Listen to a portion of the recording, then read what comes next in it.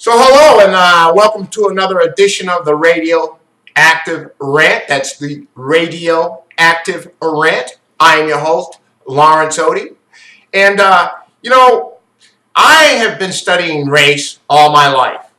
Informally, 20 years ago, I formally got a chance to study race in a school of higher education. I got to study African American literature, and I got to study the black family. So you might say I have a good foundation in the subject.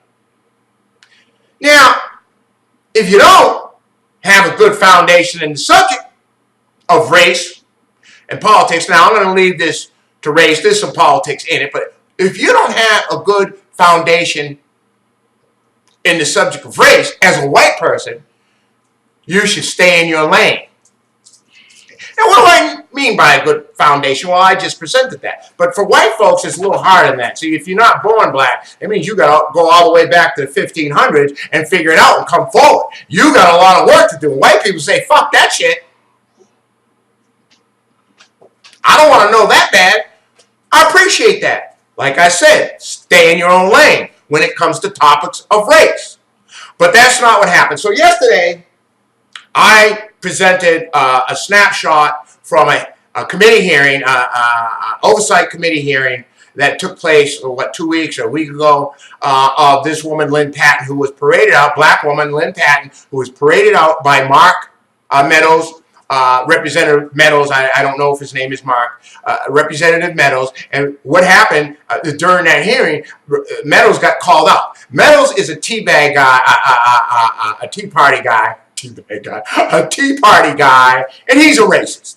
So what a racist will do to show that they're not racist is they'll get a black person and say, hey, there's my black friend right there, I'm not a racist. That don't work.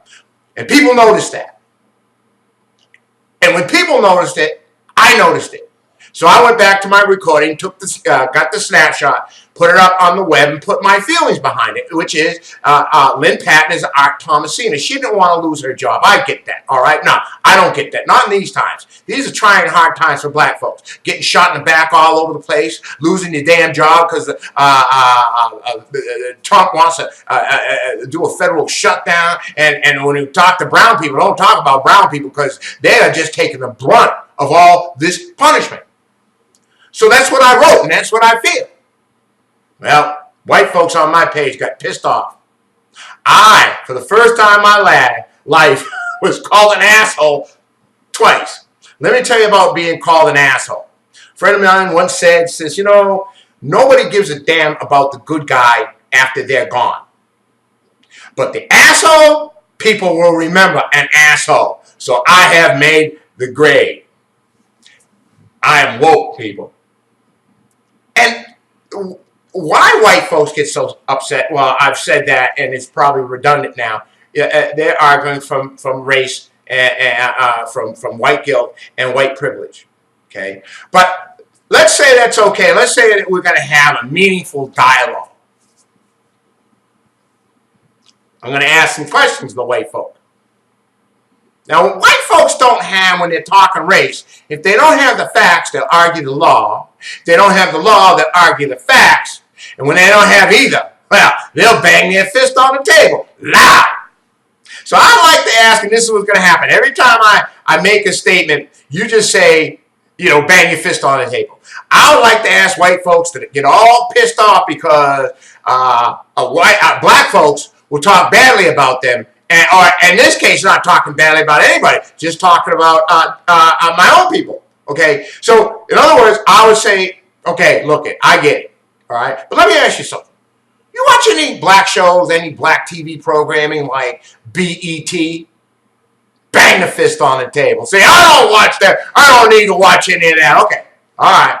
How about Blackish? You ever watch Black? I don't need to watch any of that Blackish. Bang your fist on the table. Have you ever taken a class on the subject? I don't need any damn class on race, okay? I know what's going on. Have you ever read any books on it? I don't need any books. I don't need to read books. The hell with your damn books. There you go. Now I'm telling you that firsthand. White folks, when they argue from a sense of white privilege, means that I don't need to know anything. It goes back to that old Supreme Court ruling. I forget the justice that says white folks are bound to respect no rules made by black people. There it is. I don't care about your books. I don't care about your TV. I don't care about you. I'm telling you that you don't get to say white privilege or white guilt. And that therein is the problem. See, because I don't really care. If you don't understand what's going on, if you don't want to read, if you don't want to go back to the 1500s and come forward to try to make this country a better place, you stay right where you are. Guess what? That's not my problem.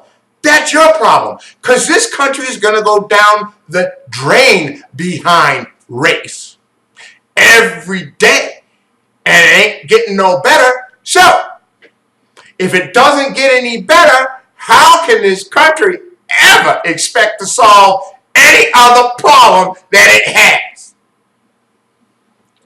And my firm belief is, fear is the weight of too much guilt on your shoulders.